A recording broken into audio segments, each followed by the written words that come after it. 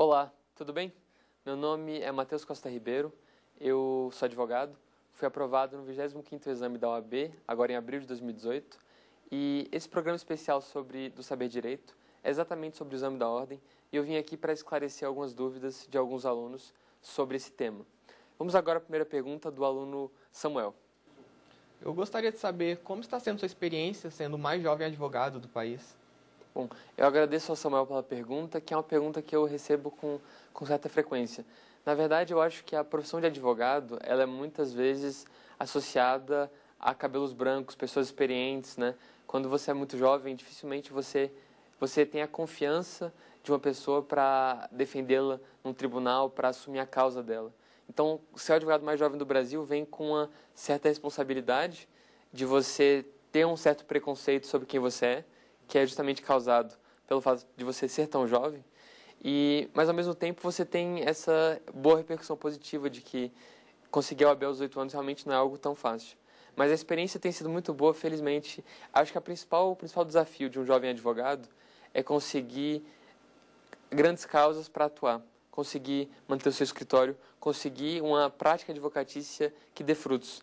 E eu acho que, graças a Deus, eu estou conseguindo, nesses primeiros meses, eu peguei a OAB em julho, e agora, nesses primeiros 6 meses de advocacia, eu consegui desenvolver uma certa estabilidade através da advocacia, que é o que era sempre o meu maior sonho. Então, é sempre um desafio você ser tão jovem, porque você é mais cobrado do que o normal, eu acho. As pessoas estão acostumadas com advogados já mais velhos, com muitos cabelos brancos, que têm mestrado, doutorado, quando eles vêm sustentar no Supremo. Quando chega alguém mais jovem, você tem uma pressão a mais, você tem uma expectativa a mais, que você tem que atender. Então tem esse desafio, mas ao mesmo tempo é interessante porque quanto mais cedo você começa, mais longe você chega, né?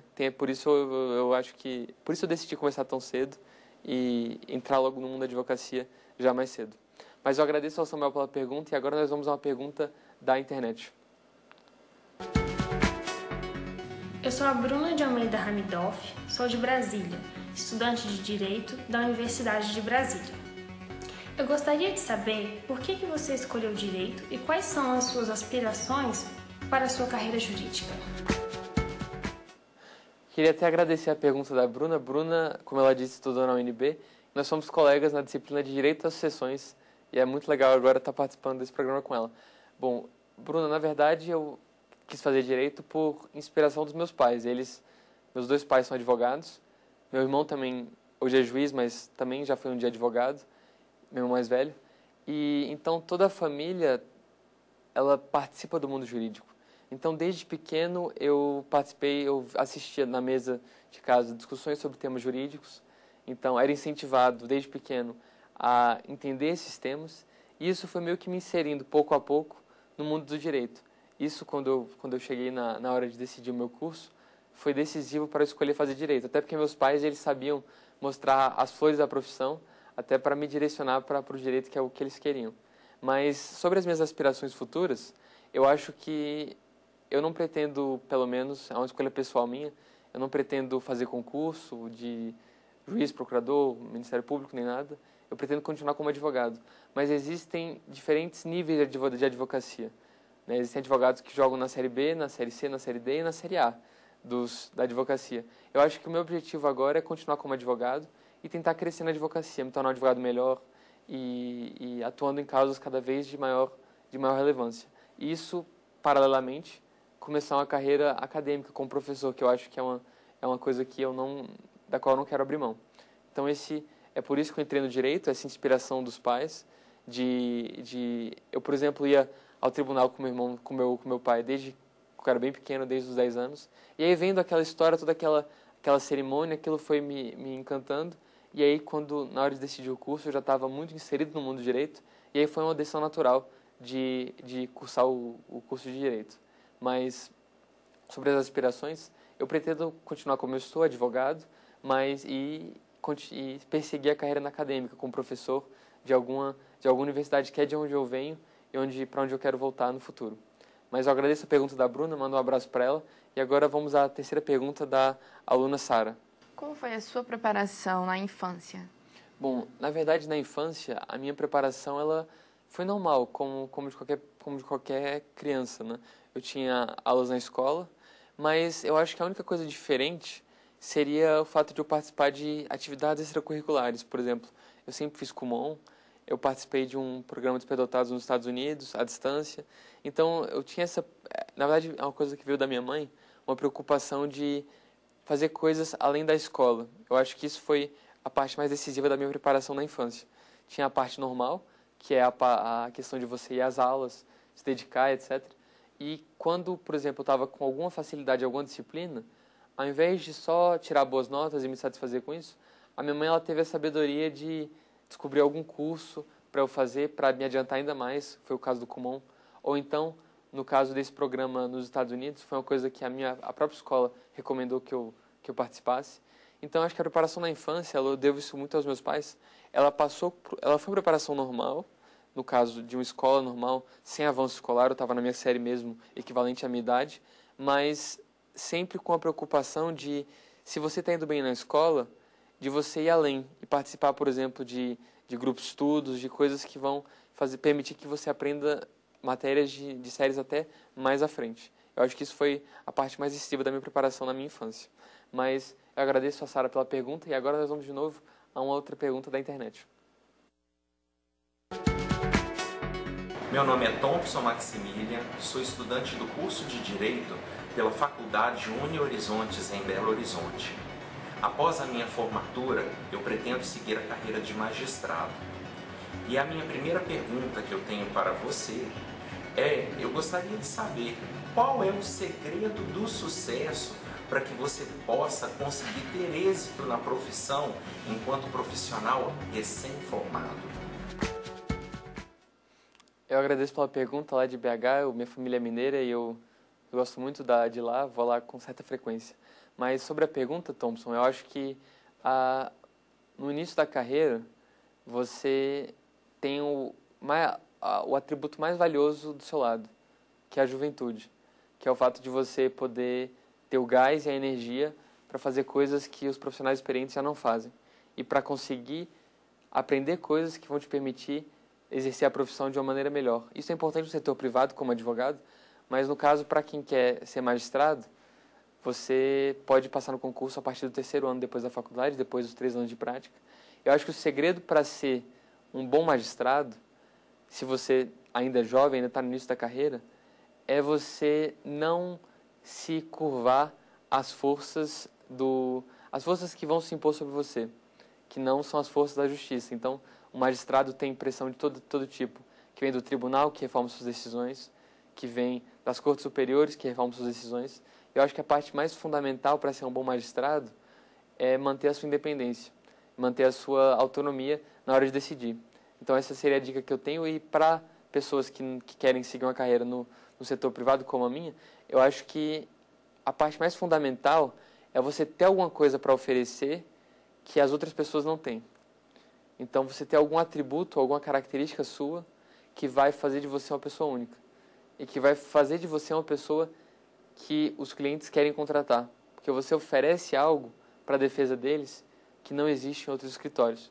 Eu acho que essa é a principal visão, pelo menos que eu tento cultivar na minha vida e que eu levo sempre quando eu vou definir como eu vou defender meus clientes, como eu vou trabalhar, etc. Eu acho que essa é a principal dica para quem quer ser advogado e para quem quer ser magistrado. A principal dica é a independência, porque não existe nada pior do que um juiz que tem medo de decidir conforme a sua própria convicção. Mas eu agradeço pela pergunta de Belo Horizonte, mando um abraço para lá. E nós vamos agora à segunda pergunta do Samuel. Bom, Matheus, eu gostaria de saber quais são suas principais metas e aspirações para o futuro. Obrigado pela pergunta, Samuel. Eu acho que minha principal aspiração é conseguir conciliar uma vida profissional realizada com a vida pessoal realizada. Eu acho que esse é um desafio de toda pessoa que se dedica bastante à profissão, que é não permitir que a sua vida profissional engula a sua vida pessoal. Então, a minha principal aspiração é conseguir essa conciliação das duas coisas. De um lado, a minha vida pessoal, com a minha família, não sou casado, mas no futuro minha esposa e meus filhos, e ao mesmo tempo manter uma vida profissional pulsante, como advogado. Como eu disse até na pergunta anterior, eu não tenho intenção de deixar a advocacia. Eu tenho a intenção de aprimorar a advocacia, continuando como advogado, mas como um advogado de maior relevância, que atua em causas de maior importância e que participa de julgamentos que são importantes para a história do Brasil, julgamentos decisivos para o ordenamento constitucional brasileiro e tudo isso. Então, no que se refere às minhas aspirações, eu pretendo continuar como advogado, mas eu acho que isso nunca vai mudar. Nunca tive uma queda por fazer concurso, nunca me atingiu essa vontade. Mas, como eu disse, existem níveis de advocacia. Minha principal aspiração para o futuro é atingir um nível cada vez mais alto de advocacia. Esse é o meu objetivo. Mas obrigado pela pergunta e nós vamos então agora a uma outra pergunta da internet. Olá, tudo bom? Meu nome é Jorge Luiz, sou estudante de Direito da Faculdade Metropolitanas Unidas, em São Paulo. E aí vai minha primeira pergunta para você. De acordo com as mudanças e inovações, quais são suas principais metas e projetos para o futuro? Bom, obrigado, Jorge. Meu irmão mora em São Paulo, então aliás, é a minha cidade favorita no Brasil, São Paulo. E mando um abraço aí para você, porque é a cidade que não dorme, eu gosto muito daí. Mas sobre as minhas aspirações, como eu até estava explicando aqui para o nosso amigo Samuel, eu acho que a minha principal aspiração para o futuro é continuar exatamente como eu estou, como advogado, mas conseguir unir a essa profissão de advogado, a uma carreira que caminha bem na advocacia, conseguir unir a isso uma carreira acadêmica como professor. Eu acho que poucas coisas me dariam mais prazer do que conseguir transmitir conhecimento, de preferência até na Universidade de Brasília, que é onde eu me formei e pela qual eu tenho muito carinho, pela Faculdade de Direito de lá, que é uma faculdade que já teve grandes professores e para mim seria uma honra poder continuar essa trajetória como professor na UNB. Então, no que se refere às minhas aspirações futuras, eu acho que, claro, continuar como advogado, já que eu não pretendo fazer um concurso. Claro que é uma visão muito dicotômica, né? O advogado ou o concurso, mas nessas duas opções eu ficaria com a advocacia, que é já o caminho que eu estou trilhando, e ao mesmo tempo uma carreira acadêmica, fazer mestrado, doutorado, em seguida buscar uma livre docência. E, inclusive, eu acho que um dos meus maiores objetivos é estudar fora, para conseguir trazer para o Brasil experiências que deram certo fora. Eu acho que você vê experiências de grandes juristas que tiveram uma vivência fora do país, que aprenderam o direito, como ele funciona fora do Brasil, e puderam, a partir disso, trazer experiências muito enriquecedoras para o país. Você tem casos de grandes professores na USP, na UNB, em todas essas grandes faculdades, que sempre tiveram esse enriquecimento fora do país para voltar. Então, a minha principal aspiração para o futuro é estudar fora, fazendo mestrado, doutorado, e depois, quando voltar para o Brasil, com certeza eu voltarei, seguir a carreira de professor, de preferência na UNB, que é minha alma mater. Mas então eu agradeço por essa última pergunta e nós vamos agora para um intervalo e voltamos logo mais com outras respostas sobre o exame da OAB e sobre a prova da ordem. Muito obrigado.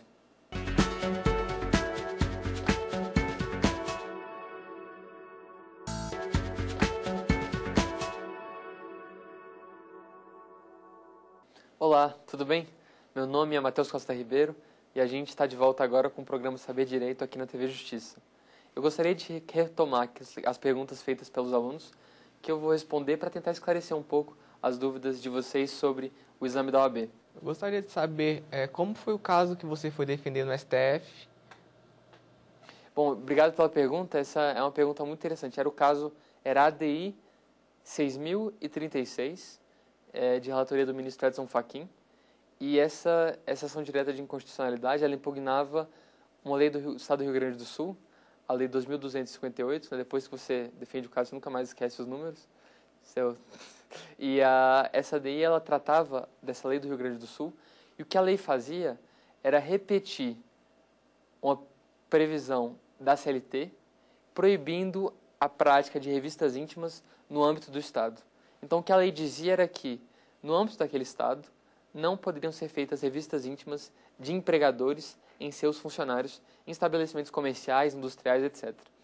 Essa proibição, no Brasil, ela já existe em nível federal. Então, a lei estadual ela não acrescentou nada, absolutamente nada, aos direitos trabalhistas. Ela apenas repetiu o que já existia na legislação federal. O que nós fizemos foi impugnar no caso, nós fizemos, eu era o advogado do caso, impugnar essa lei questionando o poder de um Estado de aprovar uma lei trabalhista. Porque o artigo 22, inciso 1 da Constituição, ele impede que o Estado legisle sobre o direito do trabalho. Ele assegura, na verdade, que é competência privativa da União tratar dos direitos do trabalho. Então, o caso, na verdade, era exatamente um caso em que você tinha uma lei estadual e o que foi questionado na ação era o poder de um Estado legislar sobre o direito do trabalho. Porque se o Estado pode legislar, então amanhã um Estado pode criar um 14º salário, amanhã um outro Estado pode cortar o 13º salário, então você vai haver inclusive um conflito de normas da União com os Estados. Então a grande questão que define o caso é saber, um Estado da Federação pode legislar sobre o direito do trabalho? Esse era o caso, e o pano de fundo era essa lei do Estado do Rio Grande do Sul, que tratava sobre a questão das revistas íntimas. E para mim foi uma enorme honra atuar nesse caso, até porque, como eu disse, a minha grande aspiração é conseguir ser um advogado que atua em causas de repercussão, em causas relevantes. Então foi também uma realização de um sonho poder atuar no Supremo numa causa que teve um debate muito grande, ficou 4-4 no resultado. O ministro Dias Toffoli, presidente, pediu vista, então o julgamento não acabou, mas é um caso pelo qual eu tenho muito apreço. Eu agradeço pela pergunta do Samuel, e agora nós vamos a uma outra pergunta da internet. Meu nome é Lucas e eu sou estudante de Direito da Faculdade UniCeub, aqui em Brasília. Eu gostaria de saber como lidar com a ansiedade na hora da prova. Obrigado, Lucas, pela pergunta. Essa pergunta é maravilhosa, porque a ansiedade, acho que a questão da inteligência emocional, ela é 50% da prova, ela é tão importante quanto a inteligência teórica.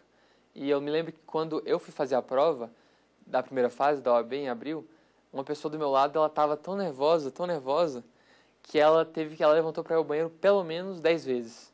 Então, assim, você vê uma questão de inteligência emocional, de controlar a ansiedade, a impediu de ter um bom desempenho na prova. Então, quando o Lucas pergunta como controlar a ansiedade, a verdade é que eu não sei como eu faço, eu não sei como as pessoas fazem, eu sei que, pelo menos no meu caso, eu não tenho um problema tão grande de ansiedade. Se você tem, acho que o melhor caminho é arrumar algum método que te tranquilize. Ou tomar água, ou então tomar o calmante, fazer alguma coisa para controlar os seus nervos na hora da prova, porque é um momento muito decisivo da sua vida. E realmente é muito comum, eu pelo menos tive essa experiência na minha prova da OAB, é muito comum você ter pessoas muito ansiosas que têm todo o conhecimento teórico, têm toda a capacidade de ser aprovado, mas que acabam permitindo com que a ansiedade e o nervosismo tome conta naquele momento, e aí o desempenho despenca, fica muito prejudicado. Sobre controlar a ansiedade, eu diria que, pelo menos no meu caso, eu gosto de comer chocolate, isso me tranquiliza. Aliás, é uma coisa que eu faço em todas as provas, até para ter uma energia, mas eu acho que cada um tem que encontrar um método para ficar tranquilo, talvez beber água, beber alguma coisa, mas até porque são anos de estudo que se concentram e chegam naquele momento em que você vai fazer uma prova. E se você não passar, você não é advogado, né? Então você tem o conhecimento, mas a pressão é tão grande que você pode não conseguir a aprovação. E eu acho que também a parte mais importante é não se deixar bater por uma reprovação ou outra. Eu acho que é muito comum, eu conheço várias histórias mesmo, de pessoas que depois da primeira reprovação perdem a confiança. E aí esse é o caminho para sucessivas reprovações, quando você perde a confiança no próprio taco.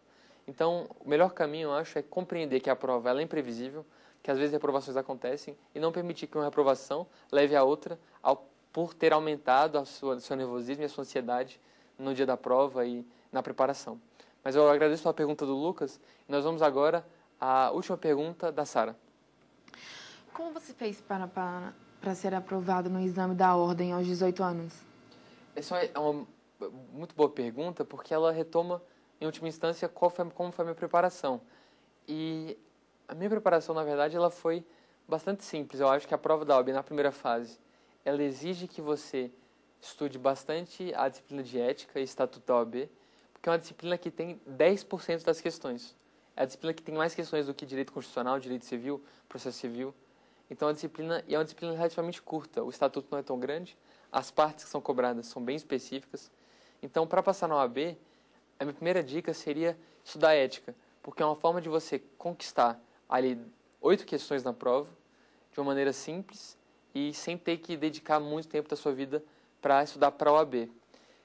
Com relação às outras disciplinas, naturalmente na sua vida, durante a faculdade, você já vai consolidar um conhecimento que vai te ajudar no dia da prova a resolver 20, 30 questões. Então, para passar na primeira fase, além de estudar ética, você já vai contar com algumas questões em razão do conhecimento que você construiu durante toda a faculdade. E aí eu acho que a parte decisiva é você decidir algumas disciplinas que você vai estudar de maneira focada para a OAB, ou seja, resolvendo questões. E aí sim, para essas disciplinas, você estuda de maneira aprofundada. E aí você, com esse conhecimento que você já consolidou da faculdade, mais o conhecimento de ética, e mais esse conhecimento específico de algumas disciplinas que você escolheu, você consegue atingir as 40 questões necessárias para você ser aprovado. Eu acho que pelo menos esse foi o caminho que deu certo para mim. Talvez não dê certo para você, mas foi assim que eu fiz e fica aqui a recomendação para quem está estudando agora para a OAB. Eu agradeço pela pergunta da Sara e agora nós vamos a outra pergunta da internet. Quais são as suas dicas para elaborar um bom e eficiente plano de estudos? Essa pergunta tem muito a ver também com a própria pergunta da Sara, porque ela retoma como estudar. E eu acho que se eu tivesse que dar 2 dicas para alguém que tem que consolidar e memorizar muita matéria para passar numa prova, para ser aprovado no concurso, eu daria 2 dicas, que são coisas que eu uso na minha vida e que realmente fazem muita diferença quando eu preciso me preparar para uma prova. A primeira dica é revisar. Ninguém tem uma memória eterna e a revisão é absolutamente essencial para você aprender hoje e não esquecer amanhã. Então, eu uso um método na minha vida chamado revisão intercalada, que é um método, inclusive, consagrado mundialmente, de você estudar hoje e sempre revisar no dia seguinte, depois 3 dias depois 1 semana depois, aumentando o espaço de tempo entre uma revisão e outra. Então, se você acaba de aprender hoje, esse conhecimento está na sua memória de curto prazo. Então, você tem que revisar amanhã para não esquecer. Mas se você revisar amanhã, você já estudou esse conteúdo 2 dias seguidos. Então, você só precisa revisar mais uma vez daqui a 3, 5 dias. E aí, portanto, a sua revisão ela pode demorar cada vez mais tempo. Isso não vai te prejudicar e não vai te impedir de adquirir aquele conhecimento. Mas então, a primeira dica que eu tenho é realmente valorizar a revisão. Valorizar o estudo, porque talvez seja chato estudar o mesmo conteúdo 2 vezes, mas é mais chato ainda esquecer um conteúdo que você já estudou. Então, e é o que mais acontece. Não existe ninguém que tenha memória eterna e acho que ter um bom cronograma de revisão é absolutamente essencial para quem quer passar numa prova de alto desempenho. E no caso da Bruna, não adianta ter uma rotina de estudo sobre o que aprender. Hoje eu vou estudar direito constitucional, civil, não sei o quê. No dia seguinte, direito empresarial, tributário, não sei o quê. Mas não importa o que você estuda. Tão importante quanto o que você estuda é o que você revisa. É quantas vezes você revisa para consolidar o conhecimento que você já adquiriu e impedir que ele seja esquecido. Essa eu acho que é a principal recomendação que eu tenho para alguém que quer construir uma rotina de estudos em vista da OAB ou de algum concurso. É uma coisa que eu faço na minha vida, realmente mudou a minha vida. Eu acho que pode ajudar quem está tentando estudar para alguma prova difícil. Mas eu agradeço pela pergunta da Bruna e agora nós vamos à última pergunta do aluno Samuel. Bom, Matheus, você já teve medo de alguma reprovação? E se teve, como é que você superou ela? Essa pergunta é muito boa. Na OAB, eu fiquei com medo de reprovar na OAB, não porque eu estava inseguro da minha própria habilidade, mas porque eu fiz a OAB no 10º semestre, pela primeira vez, no meu último semestre. Então, ou eu passava, ou então eu não passava, e aí, portanto, eu ia me formar sem ter a OAB. E aí eu iria pegar a OAB bem depois, possivelmente não conseguiria pegar os 8 anos, acho que sim, mas dificilmente. Então havia uma certa pressão ali naquele momento de fazer a prova da OAB, e eu tive esse medo da reprovação.